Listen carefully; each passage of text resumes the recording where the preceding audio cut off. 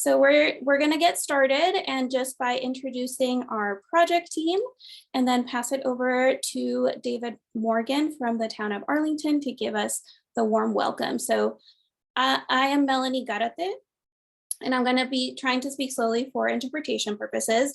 I am the Climate Resilience Manager at the Mystic River Watershed Association, and I've been one of the co-leaders for this Wicked Hot Mystic project. I'll pass it over to my colleague, Daria. Hi, everyone. I'm Daria Clark. I'm the Engagement Manager at the Mystic River Watershed Association. Pass it to Sarah.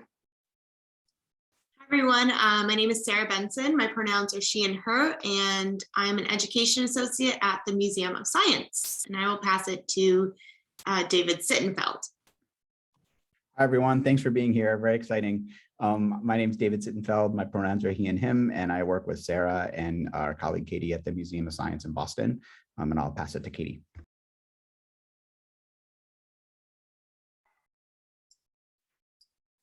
Hi, everyone. My name is Katie, and my pronouns are she, her, and I'll be lurking in the background, helping out in any way I can or with any questions tonight. Thank you. And now we'll pass it to Joey. My name is Joey Williams. I work as a program manager for Kappa Strategies, and I help to facilitate the heat mapping in our program. Thank you. And now to introduce David Morgan, who works for the town of Arlington. Evening, everybody. David Morgan, he, him. I'm the environmental planner and conservation agent for the town of Arlington. My role tonight is to recognize those institutions that supported the development of the Wicked Hot Mystic project, among which I'm happy to say is my employer, the town of Arlington. Much work went into scoping and funding this effort before I came along, and that was just 4 months ago.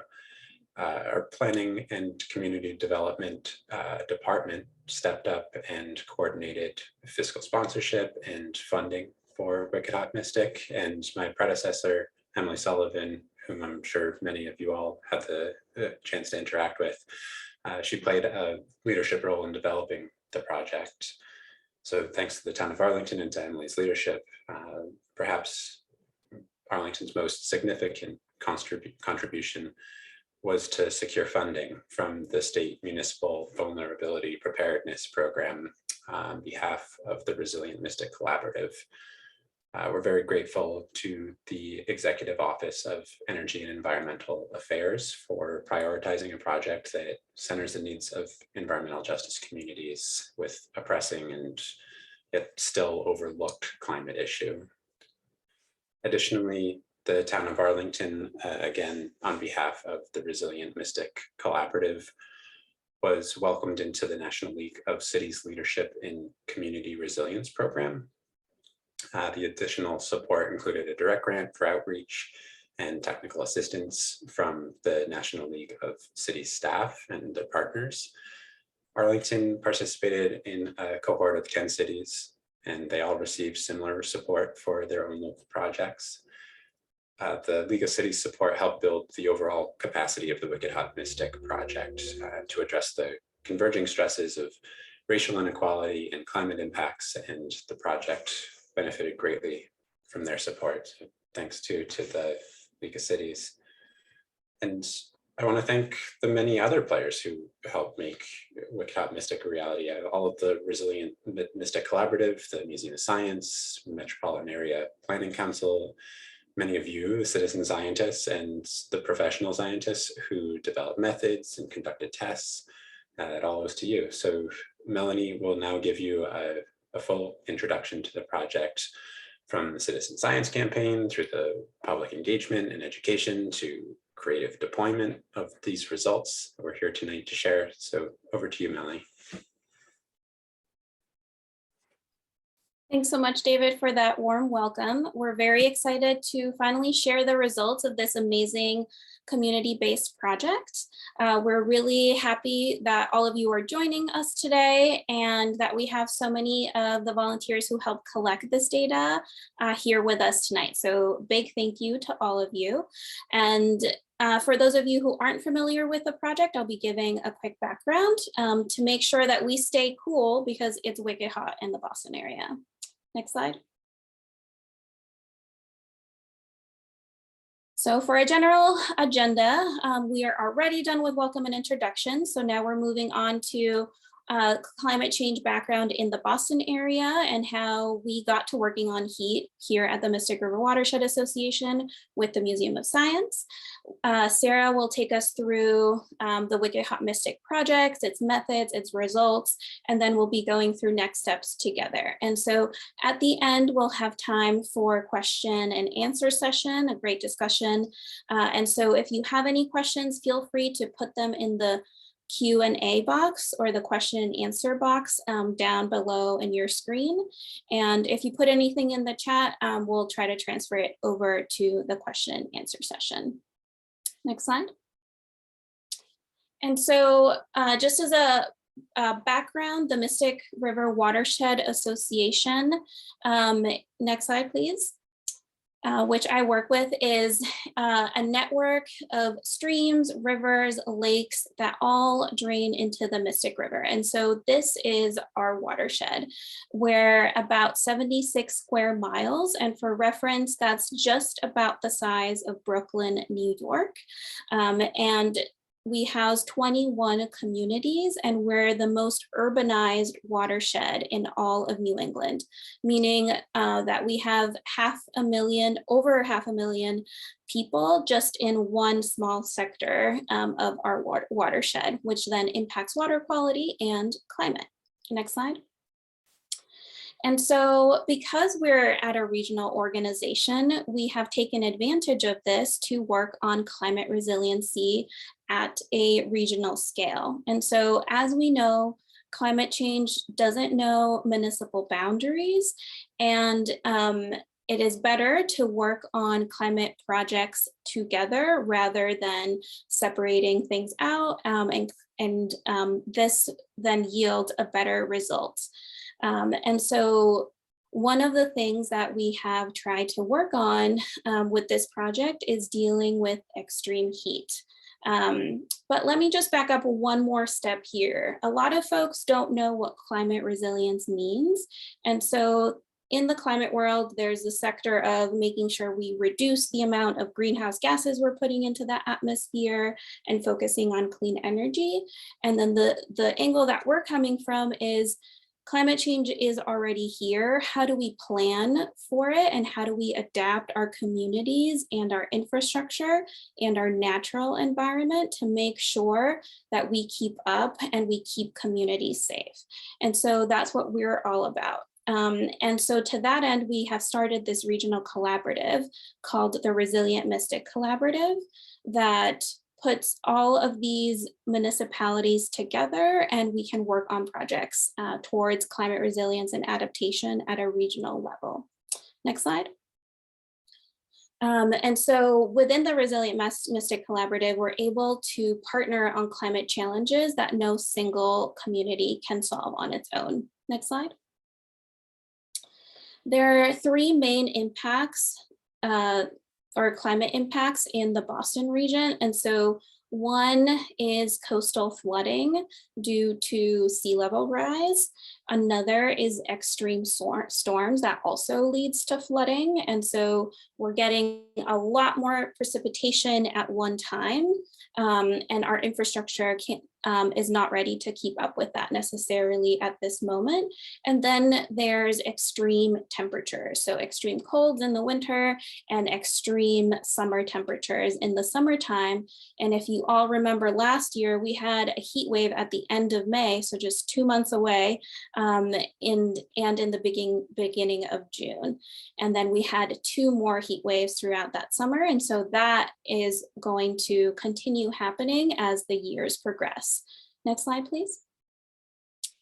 And so what we want to do is prepare ourselves for the latter, which is extreme heat. So in the Boston region, we know blizzards, we know how to plan for nor'easters, but we don't think about extreme heat, right? We look forward to the summer, but the summers that we have now are much different than they were 10 years ago, 20 years ago, and definitely 30 years ago.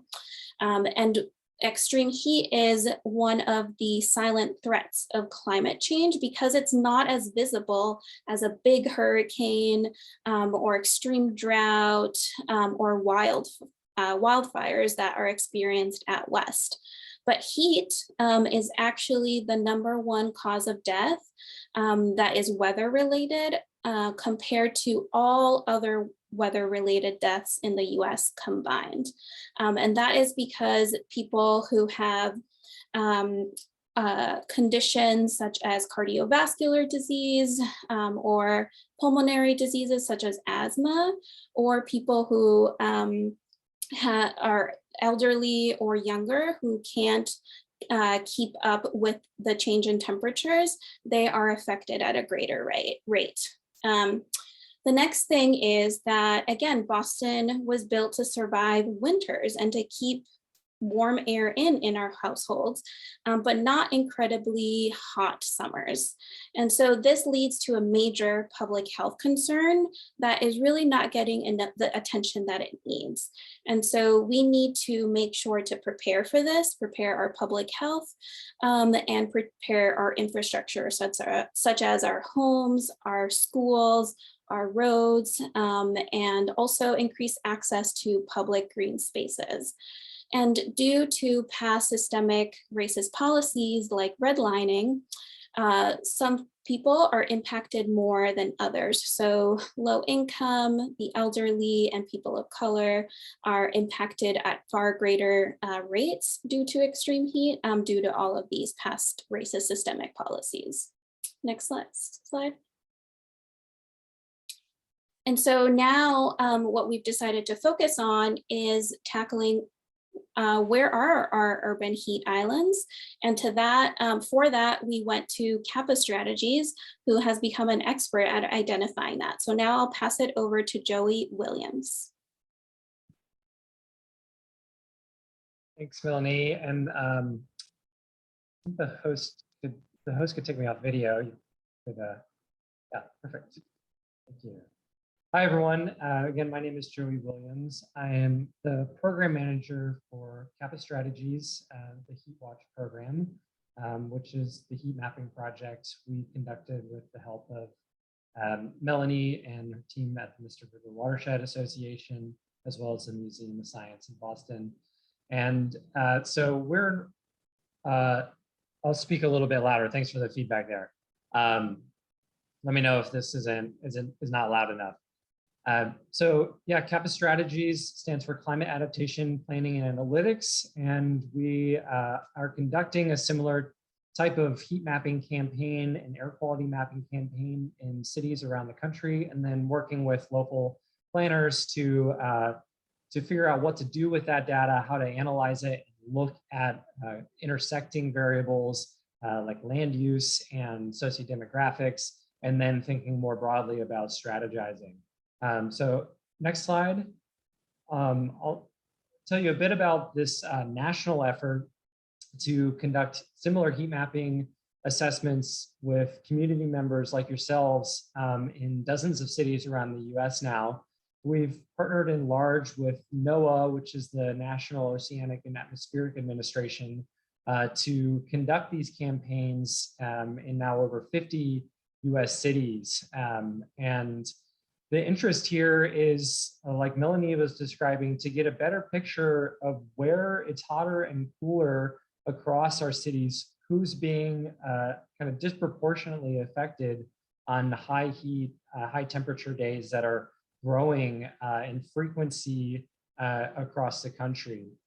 And the reason this is now really important and why it's been so essential to have community members engaged is that up until now, we've relied on different sources of data that don't really have the resolution or the level of detail that lets us understand at a really like a neighborhood or block level scale who's experiencing higher temperatures as they move around in the outdoors, or as well as in their homes.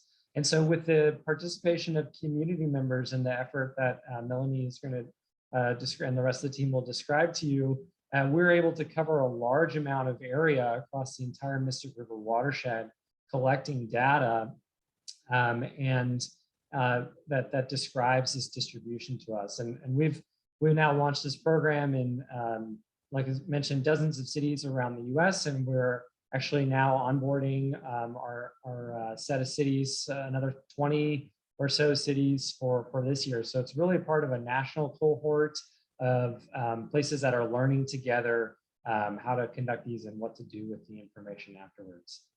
And so I'll pass it on from here. All right, thank you, Joey.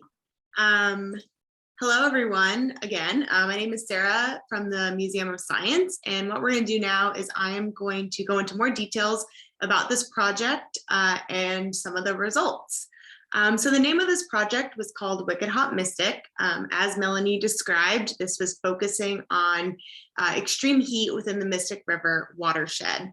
And as Joey described, this is part of a much larger project across the country. So we were really excited to be able to do this project within the watershed. So what was the purpose of this project? This project was about a couple of different things. The first goal that we had for this project was engagement and education around extreme heat. So how can we educate volunteers, go into our community, engage people around this issue? As Melanie mentioned, this is not a big issue that's being talked about in the Boston area. So how can we educate, engage, and make people feel empowered to do something about this issue? The second goal of the project was to collect air temperature and air quality data via volunteer scientists. So this picture on your screen is the Kappa air temperature sensor. So these were borrowed from Kappa Strategies. These sensors have a GPS location, a temperature sensor, and a humidity sensor embedded within them. And then on top of that, for this project, we also collect air quality data, which I'll talk about in just a second. We also wanted to engage volunteers who weren't able to drive with us or do the heat mapping campaign through a platform called IC Change. This is a free citizen science platform that is online or an app that anyone can use anywhere. And it's all about talking about climate change and weather. I'm not going to go into detail about IC Change during this webinar, but we did some past webinars on how to use the app and some of the data collection that we did through that. So we'll link those later in the day. And then from that air quality and air temperature data, we wanted to create detailed maps and identify heat islands and cool spots within the watershed. And that is what we're doing tonight. So we've done those first 4 bullet points, and then that 5th bullet point is our next step: aid in the planning and development in the Boston area as climate changes. And hopefully people on this call can help us with that point as well. So how did this kind of start? So you may have noticed on the map that we had just shown that Boston was a city on there along with the Mystic River Watershed. So actually in 2019, we did this project in Boston, Cambridge, and Brookline through a different project in 2019. So in July and August 2019, we did have 50 citizen scientists along 10 routes in 3 cities collect the data. As you can see from this picture, this is the modeled air temperature that Kappa created for us. And the model actually goes a little bit with over those boundaries and into the Mystic River Watershed. So this really got us thinking, what if we can map the entire watershed and make sure that we had a full detailed map of all the cities within it. So through that, we created Wicked Hot Mystic. And in 2021, we did this project within all the municipalities within the Mystic River Watershed. So how did we do that? What is this project and what does that mean? So we did it through a lot of stakeholder engagement and building of transects through the help of Kappa. So this picture on your right shows the blue lines show all the driving routes and the green line shows the bike routes. So we made a list of a bunch of stakeholders through the RMC and partner organizations and asked them, where are the hot and cool spots within the watershed? Where do we need to sample? Where should we drive by? What's really important to include within this data collection? Once we got those points, we gave them all to Kappa Strategies, who created these transects for us. And then we sent those transects back to the stakeholders and asked them to make any adjustments. Did something go down a one-way street? Is that street under construction? And really ask the people who know these communities best to really help inform this data collection. So we ended up with 20 car routes or transects, 2 bike routes, and then on top of that, we had 3 stationary air quality sensors that we had throughout the watershed to go along with the air quality sensors we had on the cars. So the next step, once we had all of these transects, was to get the volunteers to do this. So we had an interest form and availability form. We did a bunch of community outreach and recruitment and training to get people on board to understand what this project was and to let them be a part of this awesome work. So we did some recruitment and training and we set a date for August 10th and 11th. Then as you can see from this picture, we had to have a rain date, which was the 12th and the 13th. So we had a list of about 150 volunteers who are willing to drive around and do this work for us. And we had to unfortunately switch our day really fast, and we still were able to get a ton of volunteers to help us out. One thing I didn't say is that we did 4 data collection runs. So we did run on Thursday, August 12th at 6 a.m., 3 p.m. and 7 p.m. and a run on Friday, August 13th at 6 a.m. as well to figure out warming or cooling overnight by doing the 7 p.m. and the 6 a.m. route. So once we got the sensors, we finalized the schedules. We had everyone pick up sensors, drop off sensors, and drive those routes for us during those days. This is what it looked like on the car. So the temperature sensor is on the front window, as you can see here. Again, that temperature sensor included GPS, air temperature, and humidity. And then the back sensor was the air quality sensor. And here's a better picture of the air quality sensor as well. And that collected PM 2.5. So we were collecting all of these things on one car, and we had everyone driving around on these routes.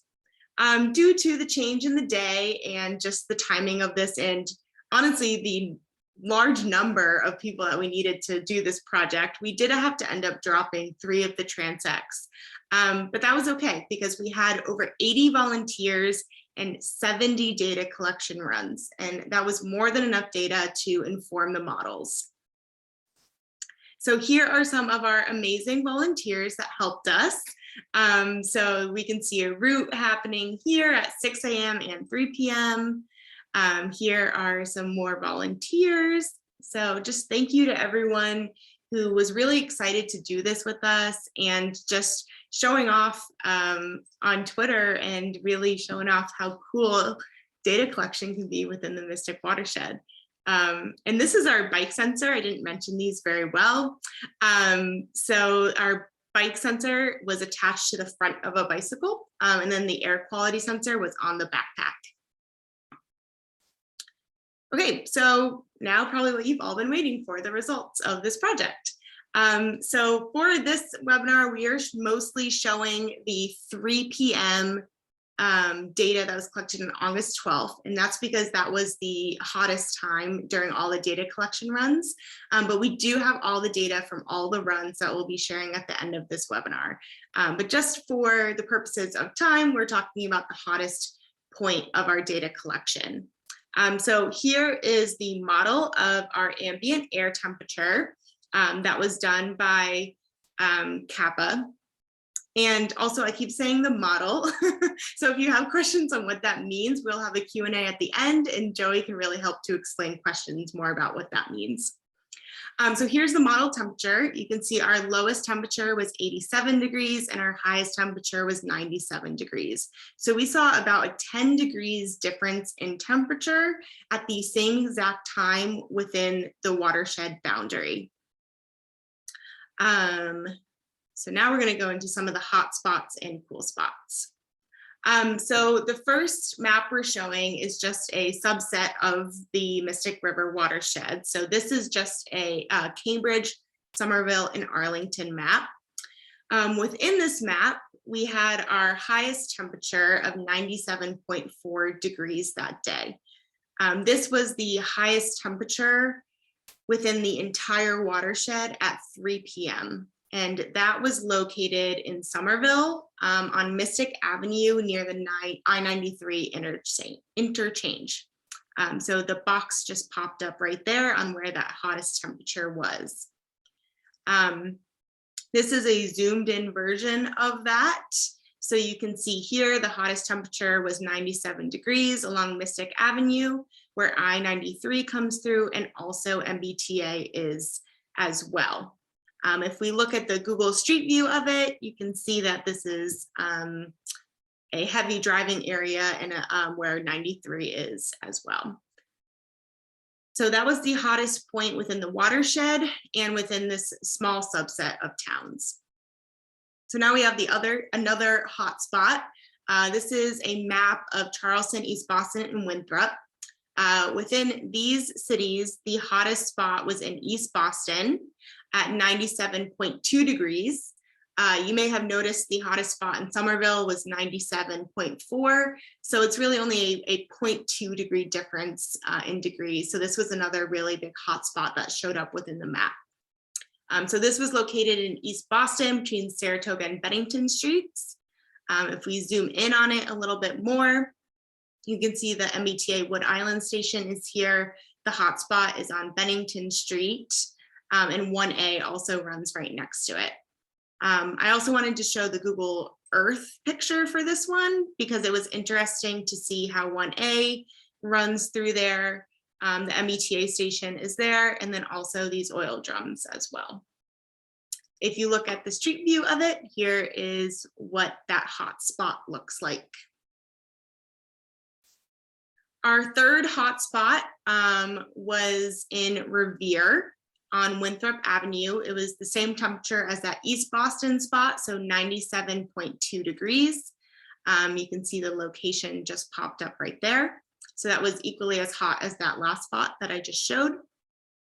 If we zoom into that area, here is the hot spot on Winthrop Ave. It is right by Revere Beach Parkway, and MBTA runs right by that as well. And there is another little hot spot next to the MBTA. Looking at it from Google Street View, this is what it looks like. So those were our three hottest spots within the watershed. So now what were our coolest spots? The coolest spot within the entire watershed at 3 p.m. was in Belmont. So this area right here in this section of the watershed. This was 87.5 degrees, so about 10 degrees cooler than the other areas that I just showed at the same exact time. If you zoom into it, here is what it looks like. The 87 degrees is actually right around this location in Belmont. And looking at it, unfortunately, Google Street View was during fall, but you can see that this is a very heavily wooded area, and it's also part of the Audubon Sanctuary, which is right below it. This map doesn't really show it, but the whole sanctuary is right there as well, where that was a cool spot. So as you can see on this map, we had some other cool spots. The fells were cool, and some other spots within the upper watershed. But one that we really wanted to point out was Belle Marsh. And the reason that we wanted to do that is because you can tell that it is a cool spot within an area that showed a lot of our hot spots. So we just wanted to point out that even within a bunch of hotspots, we did see a lot of cooling around Belle Marsh. So here's a zoomed in version of that. You can see here the marsh was around, I think it's the 89 degrees Fahrenheit, while surrounding it, areas got to up to 96 to 97 degrees. So it really shows how the marsh is cooling down that area directly around it. Here's what it looks like without the heat map on it. Couldn't really get a street view for you because there's no streets, it's a marsh. But this is what it looks like from a satellite view. So those are some of our results. I'm going to pass it back to Melanie to talk about some of our next steps, and then we'll take questions at the very end. Awesome. Thank you so much, Sarah, for running through all of the steps that we took to make this amazing project happen. And again, we really want to thank all of the volunteers who participated. And now we're getting to see all of the data. And so the next steps is to make sure that we use this data to implement cooling actions. And I see in the chat, yes, Belle Marsh is super buggy. We love our coastal marshes. You know, they suck in all of that carbon dioxide from the atmosphere and also keep the surrounding areas cool. So that was really great to learn. But we're going to make sure that we incorporate environmental justice into all of the solutions that we implement. And please feel free to continue adding questions into the Q&A box so that we can get to it in just a couple of minutes. And so one of the things is making sure that this data is publicly available so that other folks can use it, either at universities to create your own maps or to influence any of the future research projects that you do. There's so many questions that can be asked using this data. And so please feel free to use this data either for undergraduate projects or future graduate school projects. That would be wonderful. And then also for decision makers to use, of course. So this will be publicly accessible online, and we'll share the link once that's ready.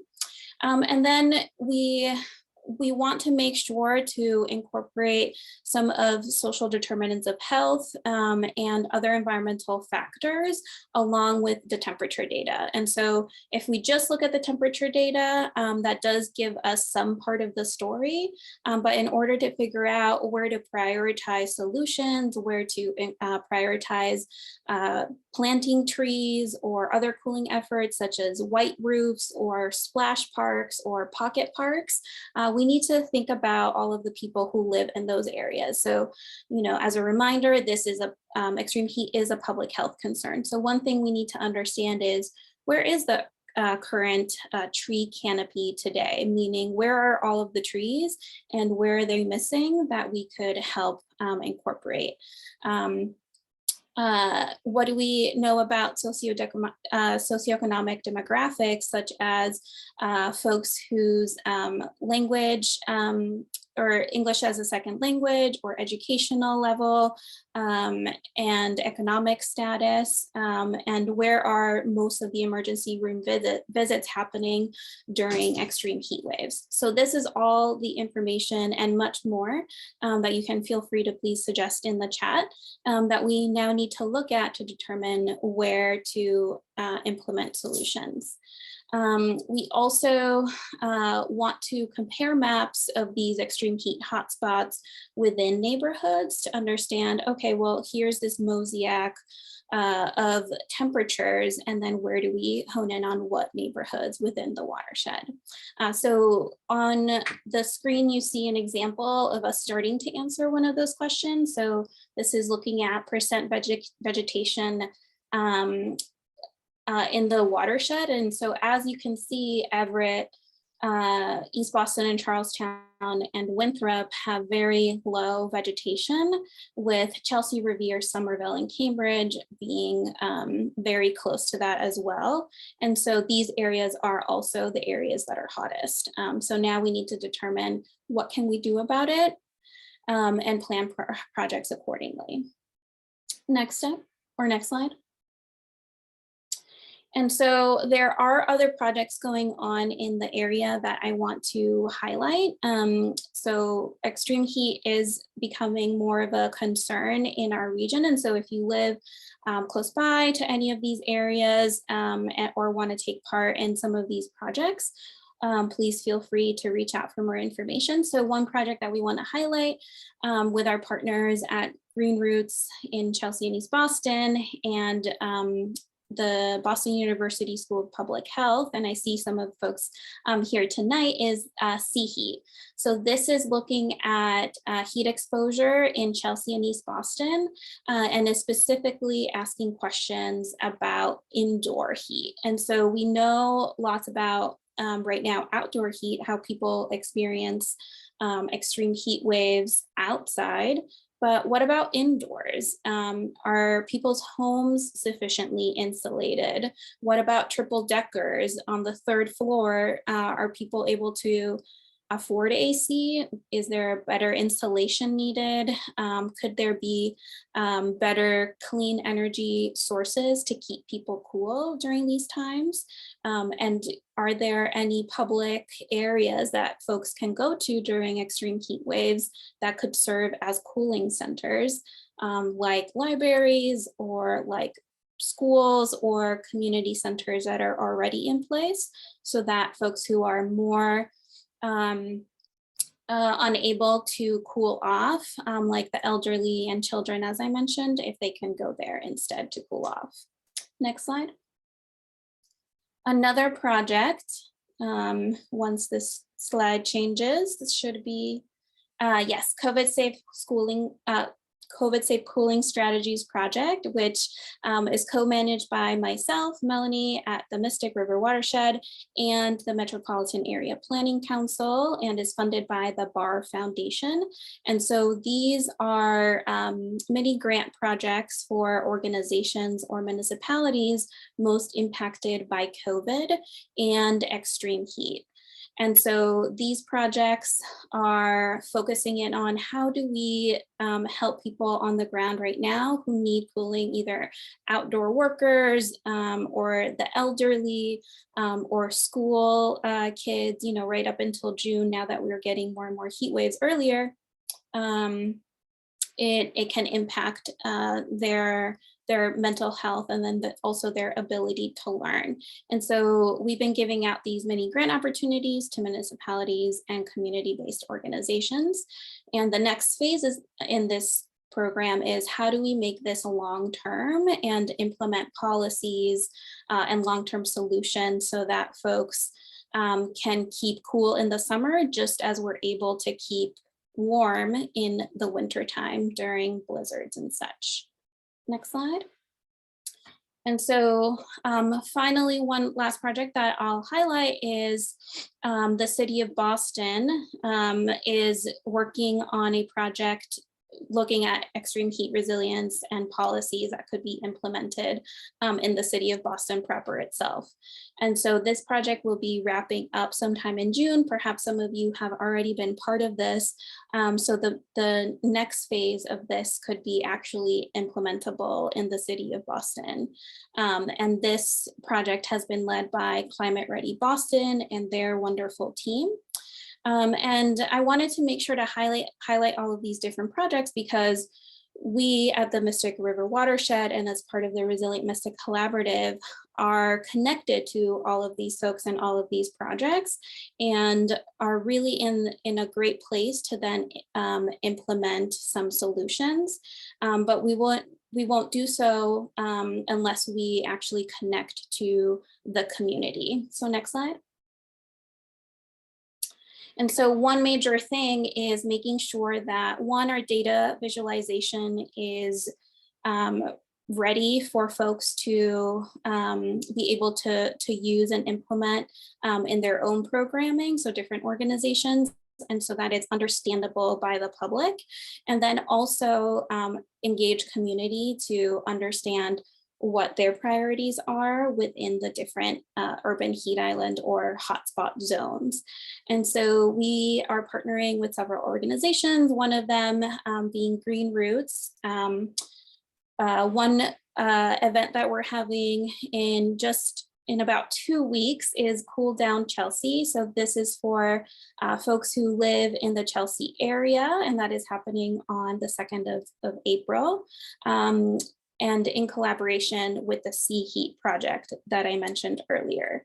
And so for that, we're going to be hopefully figuring out some solutions, again, sharing this data more closely with community members so we can hear from you all and what kinds of needs to do that. We also are having a heat fair at the Museum of Science on the 30th, not the 31st, because that is not a real date. So excuse that typo. And that is part of a climate weekend hosted by the Museum of Science. And so there'll be free events at the Museum of Science, and then there'll also be some events within the Museum of Science, the Greater Museum of Science. And then we're also partnering with the Art and Bio Collaborative for community art creations. So we can make sure to engage the community in different ways and different mediums, and not just through sharing results and talking at you and waiting to get your solutions. We really want to make this a varied community process and reach those people who are most impacted by this to create solutions that will help their own community. And so lastly, let us know if we should come to you, if you are part of an organization or a group, or maybe it's your local friends and family who would be interested in this and who are impacted by extreme heat. Please let us know so that we can come to you and give you a mini presentation that we can get your ideas, and we can do a back and forth to make sure that your ideas are incorporated. And so with that, I think we want to thank everybody, next slide, to make sure that you feel inspired by this, that we are doing lots of things on the ground to help communities in need.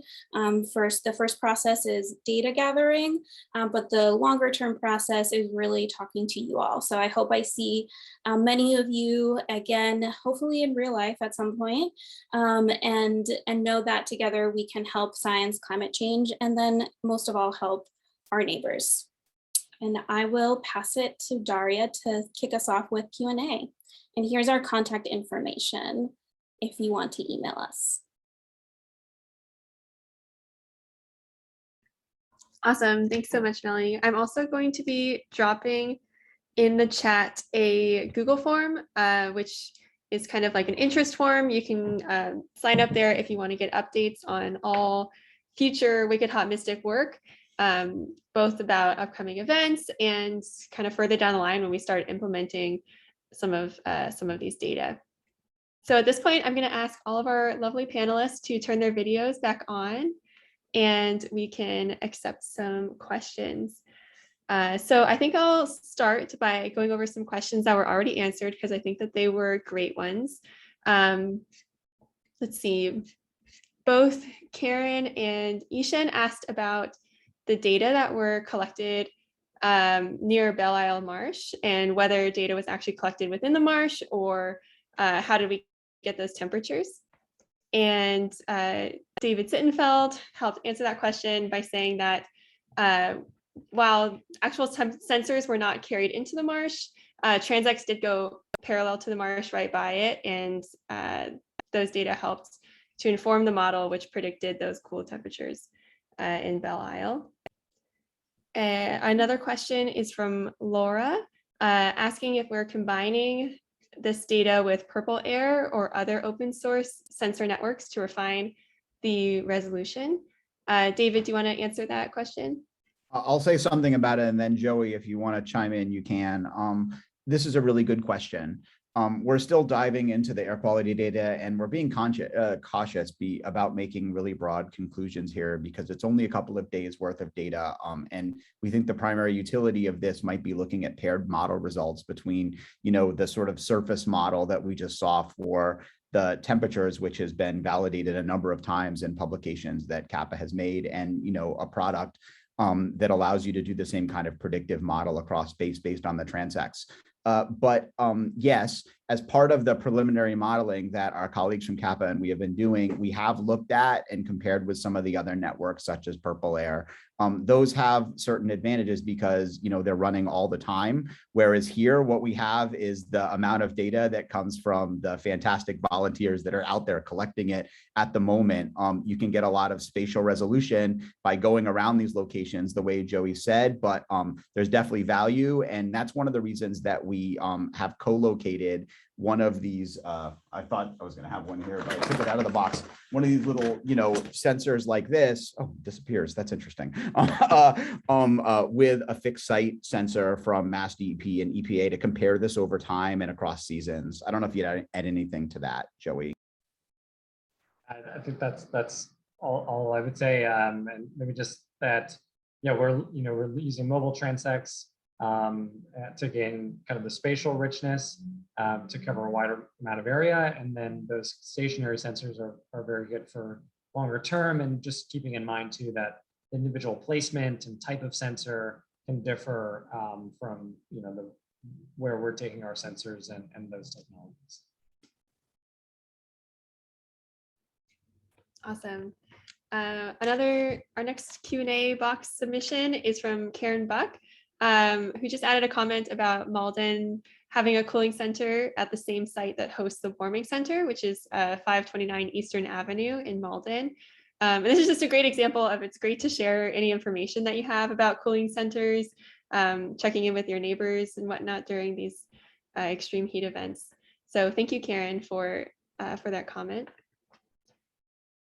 Bob asks if this presentation will be available online.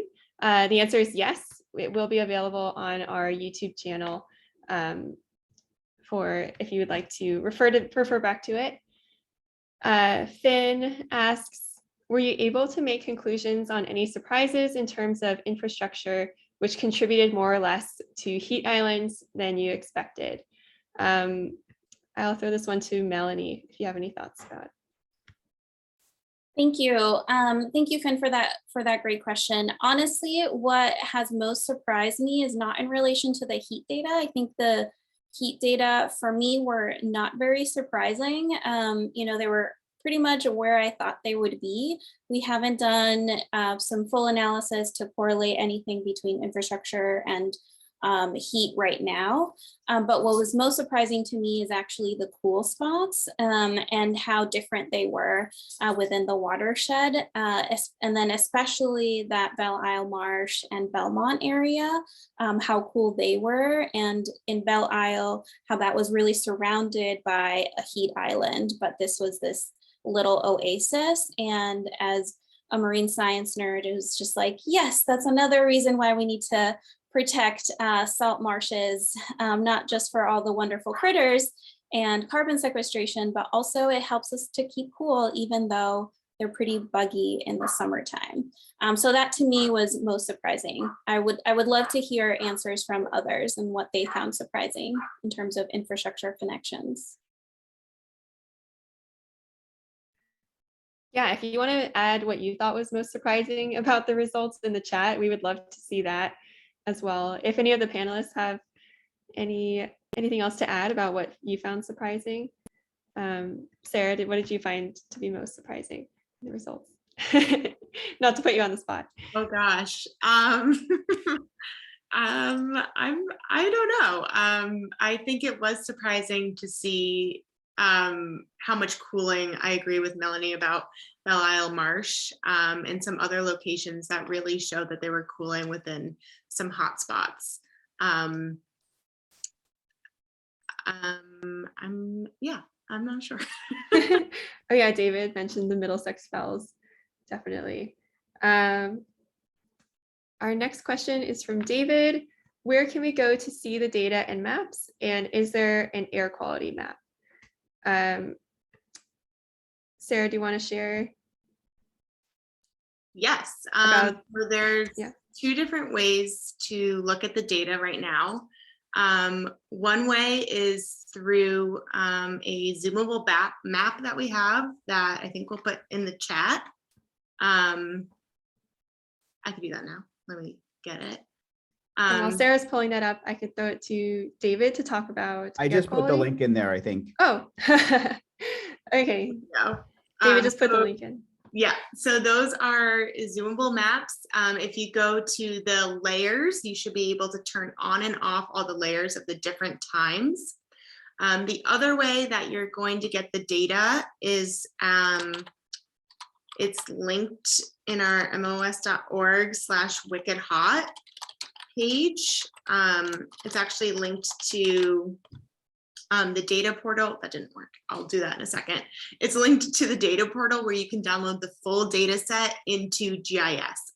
So the link that was shared is easy to use on any computer, but we also have all the full data sets that can be downloaded to use and play around with.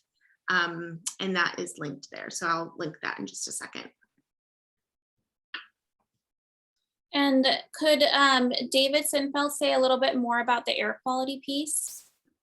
Sure. I think a couple of things I'd say is in the link I posted, there's point data there for the 7 p.m. run, which is the one that we had the most data for. And I think one thing that we're really trying to do is looking a little bit at the sort of cumulative vulnerabilities and what we can learn from that. So we will have a product that we'll make available later that Kappa and we have been working on that, you know, both allow you to have like a comparison between the air quality data and the heat data, and then potentially even a spatial model to look at that. I will again give you a little sneak peek at this, but I would say that we're still doing a lot of work to think a little bit about how to connect it with good questions we've gotten about the fixed site data, and also the fact that this is really, you know, we see good value in this in being able to use the spatial resolution from people moving around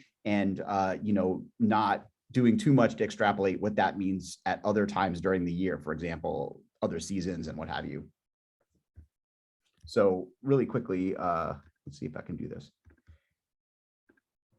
Here is a map that we made that compares the heat and air quality data. And the thing I think that's the most interesting is looking at, I hope you're looking at the right thing, looking at the vulnerabilities up around I-93 and I-95, as well as the areas in the lower Mystic near Chelsea and the airport. You can see that in one case, you know, there are some heat vulnerabilities near the highway up in places like Woburn, but much more air quality issues. Oh, I didn't even tell you that the air quality is on the left-hand side because I'm not showing you the legend there. But so we're diving into this, and I think it's really interesting to look a little bit at the impacts of highways on this. And one of the things that our colleagues at Kappa have done is built a predictive model based on both, you know, distance from the highway and on traffic counts. We're still looking at all that. Awesome. Thank you, David. So we are at 7. I am going to ask one more of the questions in the Q&A box, and then I think we'll leave the rest of the questions. We'll write them down and get back to you on them another time. So Julie asks, what was the biggest temperature swing from the 6 a.m. reading to the 3 p.m. reading? And was the second day 6 a.m. reading higher than the first days? Was more heat retained overnight? I guess I can answer that. So first of all, it's a great question about the swing between 6 a.m. and 3 p.m.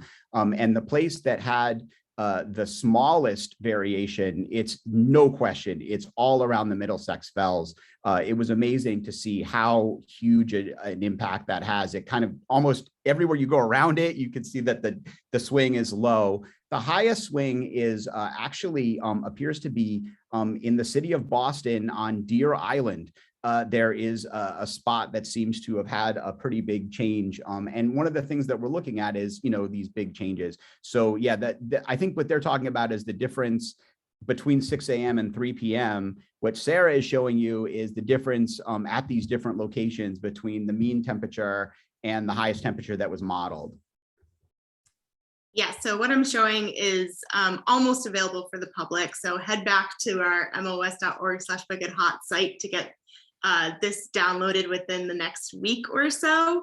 But these are our highest and lowest temperatures at each of the data times. So that will be available in this executive summary, which like we said, will be available soon. And so probably when we email everyone for thanking you for coming and with the recording, we'll include that in this, we'll include this in that as well. Awesome. Thank you, Sarah and David. And thank you everyone for coming tonight. We really appreciate you spending your evening with us, talking about this awesome project and important issue in the Boston area. This recording will be available and we will send it out in a follow-up email after this, along with that executive summary, which Sarah gave you a little sneak peek of just now. So thank you, everybody. I hope you have a wonderful evening. Thanks, everyone. Have a good night.